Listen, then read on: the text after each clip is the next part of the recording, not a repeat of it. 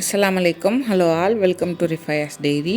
Eggless hot milk cake oven இல்லாமல் எப்படி செய்கிறதுன்னு பார்க்கலாம். ட்ரை இன்க்ரீடியன்ட்ஸ் என்னென்னு பார்த்துக்கலாம். நான் 1.25 கப் மைதா எடுத்திருக்கேன். இது 195 கிராம் இருக்குது. இது கூட 1 டீஸ்பூன் பேக்கிங் பவுடர் சேர்க்குறேன். கூடவே 1/2 டீஸ்பூன் பேக்கிங் சோடா சேர்க்குறேன். இப்போது இந்த 3 பொருளையும் ஜல்லடையில் சேர்த்து நல்லா ஜலிச்சு எடுத்துக்கணும்.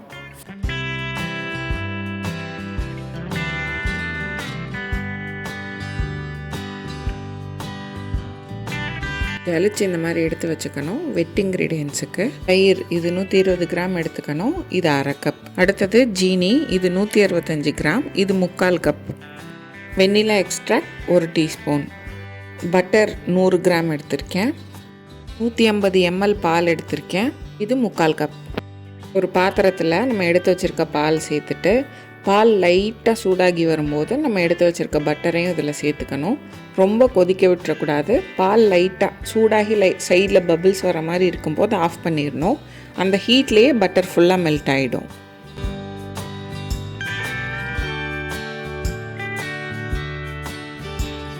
பட்டர் இந்த மாதிரி மெல்ட் ஆனதுக்கப்புறம் அடுப்பு ஆஃப் பண்ணிடணும். இப்போ ஒரு பாத்திரத்தில் நம்ம எடுத்து வச்சுருக்க தயிர் கெட்டியான தயிராக இருக்கணும், அதை பார்த்துக்கோங்க. அது கூடவே நம்ம எடுத்து வச்சுருக்க சீனி, வெண்ணிலா எக்ஸ்ட்ராக்ட் இது 3ஐயும் சேர்த்துட்டு நல்லா கலந்து விடணும். சீனி பாதி கரைஞ்சி வரும், அந்த அளவு இருந்தால் போதும். அடுத்து நம்ம சூடான பால் ஊற்றி மிக்ஸ் பண்ண போகிறதுனால அதில் ஃபுல்லாக கரைஞ்சிரும். ஸ்டார்ட் பண்ணும்போது மிக்ஸ் பண்ணதுக்கும் இப்போ மிக்ஸ் பண்ணுறதுக்கும் கலர் டிஃப்ரென்ஸ் இருக்கும். இந்த அளவு கரைஞ்சதுன்னா போதும். அடுத்து நம்ம ஜலிச்சு எடுத்து வச்சுருக்க மாவை சேர்த்து ரொம்ப மிக்ஸ் பண்ணிடாமல் மெதுவாக பொறுமையாக மிக்ஸ் பண்ணணும். வெட் இன்க்ரீடியன்ஸும் மாவும் ஒன்றா சேர்ந்து கலந்து வந்துச்சுனாலே கரெக்டாக இருக்கும்.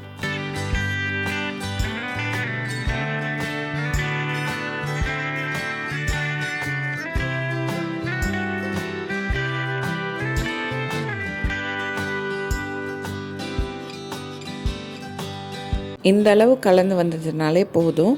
இதுக்கப்புறம் பாலில் பட்டர் சேர்த்து மிக்ஸ் பண்ணி வச்சுருந்த மிக்சரை சேர்க்கணும்.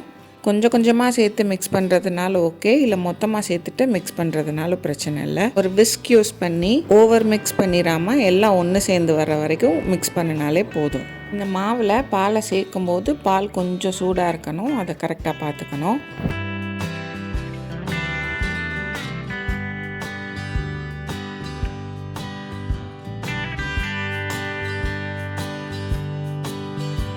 இந்தளவு மிக்ஸ் பண்ணி வச்சுக்கணும்.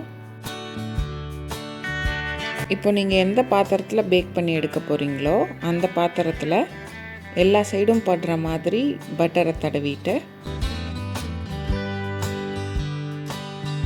இது மேலே கொஞ்சமாக மைதா மாவு டஸ்ட் பண்ணி அது எல்லா இடத்துலையும் படுற மாதிரி நல்லா தட்டி விடணும். இந்த மாதிரி வந்ததுக்கப்புறம் நம்ம எடுத்து வச்சுருக்க பேட்டரை இதில் சேர்த்து லைட்டாக 2 தடவை டேப் பண்ணி எடுத்து வச்சுக்கணும். இதை நீங்கள் ஓவனில் பேக் பண்ணுறீங்கன்னா 170 to 180 டிகிரி செல்சியஸில் 20 to 25 மினிட்ஸ் வச்சா போதும்.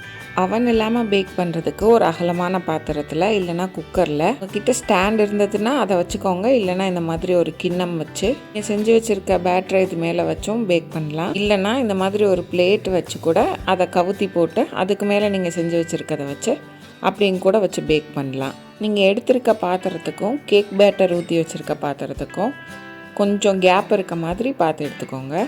அடுப்பில் வச்சு ப்ரீ ஹீட் பண்ணுறதுக்கு முன்னாடி அதில் ஏதாவது ஒரு ஹோல் இருந்தால் இந்த மாதிரி டிஷ்யூ வச்சு அதை க்ளோஸ் பண்ணிக்கோங்க. நான் ஒரு 10 நிமிஷம் லோ ஹீட்டில் வச்சு ப்ரீ ஹீட் பண்ணியிருக்கேன். அதுக்கப்புறம் நம்ம பேட்டரை எடுத்து அது மேலே வச்சு மூடி போட்டு மூடி 40லேருந்து 45 நிமிஷம் கரெக்டாக இருக்கும் இது பேக் ஆகி வர்றதுக்கு.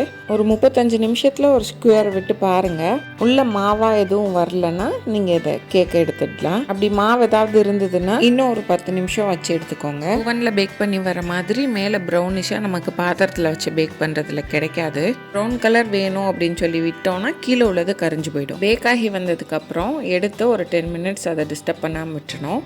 அதுக்கப்புறமா சுற்றி ஒரு கத்தி வச்சு எடுக்கிறதுக்கு ஈஸியாக பண்ணி விட்டுட்டு பேக் பண்ண பாத்திரத்துலேருந்து தனியாக எடுத்துட்டு ஒரு 1/4 மணி நேரம் கம்ப்ளீட்டாக ஆறுறதுக்கு அதை விட்டுறணும்.